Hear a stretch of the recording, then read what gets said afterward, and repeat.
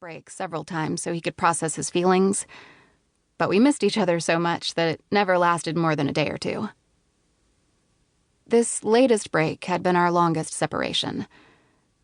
I hadn't seen him since last Monday, nearly a week. I was always scared he would get back with his ex, and my fears had been confirmed at the end of February when I discovered he was still pursuing Jennifer and had been lying to me about it for months. I was absolutely devastated and wasn't sure if he could fully let her go or if I could forgive him. He'd been going to therapy and making changes to show me it was me he wanted and he was over her, but I was still reluctant to go over to his house, the one he'd shared with her for 2 years. There were too many memories there. I tried to explain this to him via text when he asked me to come over to talk. I told him I missed him and was willing to hear him out, but I didn't want to fall right back into the same old pattern. He needed to court me and be consistent with his actions. I needed time. He said he understood, but he knew this would be a long and difficult conversation and felt it would be better to have it in the privacy of his own home. We made plans to go out to dinner somewhere on a real date, but at the last minute, I told him I would come over. He was right. I knew it would be an emotional talk and not one we should have in public. I told him I'd pick up a pie from Napoli's, our favorite pizza place. I pulled into the long driveway of Aaron's beautiful colonial-style home around 5:30 p.m. on Sunday. I was wearing a long cotton sundress, which was both comfortable and flattering. I wanted to look my best when we talked, but I also knew we would be lounging around at home, so I found something that accentuated my curves without looking like I was trying too hard. These seem like trivial considerations now, but I wanted to feel good about myself going into this crucial talk.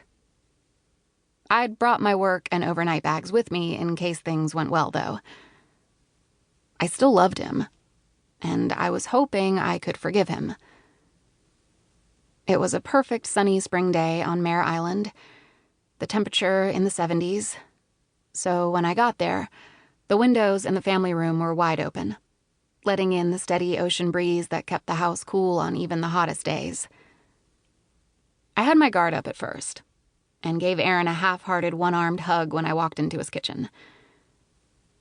I was still crushed by his betrayal, and I wanted to protect myself. He immediately started sobbing into my neck, apologizing profusely. I started to melt, nuzzling my head against his and wrapping my arms around him. We grabbed a couple of Lagunitas IPAs and sat down on the couch to talk. He started off by apologizing again, thanking me for coming over, and saying how afraid he was that I wouldn't give him a second chance. He talked about how therapy was helping him understand his own behavior. He said he had cleared out the last of Jennifer's belongings and told her at work that morning they needed to limit their contact to just discussing patients.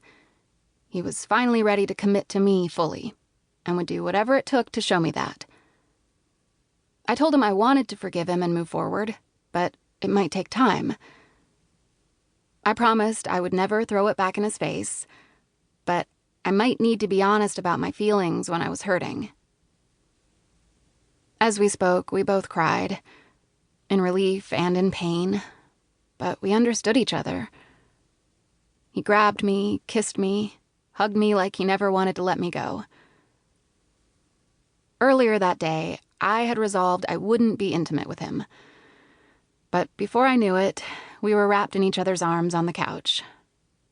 There's something so strong and undeniable about our chemistry, and everything about the moment felt right. As we lay there, he looked at me with those beautiful big green eyes in utter adoration, the same way he had looked at me on our first date, before things got so complicated. Everything in the world seemed a million miles away. It was just him and me, our love, our connection. Nothing else mattered. Nothing could touch us. He offered to make us each an old-fashioned.